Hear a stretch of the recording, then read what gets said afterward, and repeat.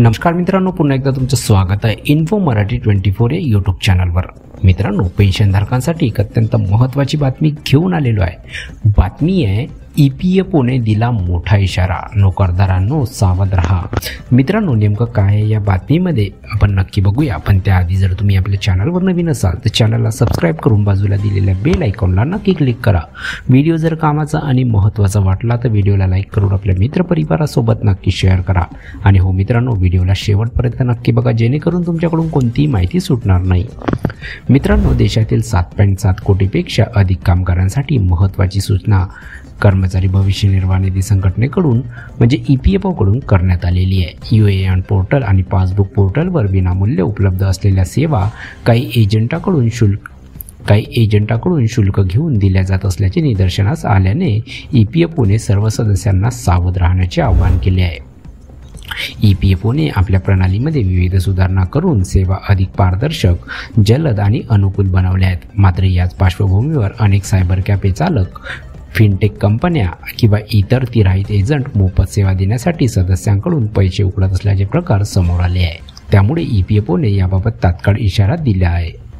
तक्रार निवारणासाठी स्वतंत्र व्यवस्था, एजंट टाळा।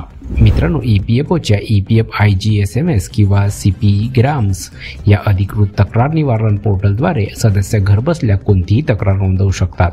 या तक्रारी वेळेत निवारण्यासाठी देखरेख केल्या जातात। केवळ अधिकृत पोर्टलचा वापर करूनच सेवा घ्याव्यात असे आवाहन करण्यात आले आहे। मित्रांनो, तिराहित कंपन्यांना किंवा सायबर कॅफे चालकांना भेट देताना आर्थिक आणि वैयक्तिक माहिती लीक होण्याचा धोका असल्याने सदस्यांनी खबरदारी घेणे आवश्यक आहे। अशा संस्थांकडून अनावश्यक शुल्क आकारले जाते आणि सदस्यांची सुरक्षा धोक्यात येऊ शकते, हे देखील EPFOने स्पष्ट केले आहे।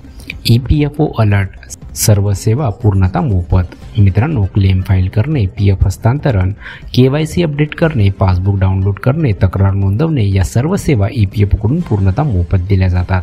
या सेवांसाठी कोणतेही शुल्क आकारले जाणे बेकायदेशीर आहे, त्यामुळे कोणताही अतिरिक्त पैसा देऊ नये असे स्पष्ट निर्देश देण्यात आले आहेत।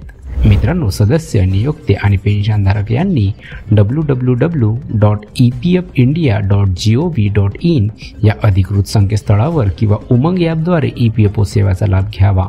अधिक माहितीसाठी प्रादेशिक मदत कक्ष किंवा जनसंपर्क अधिकाऱ्याशी संपर्क साधावा असेही सांगण्यात आले आहे।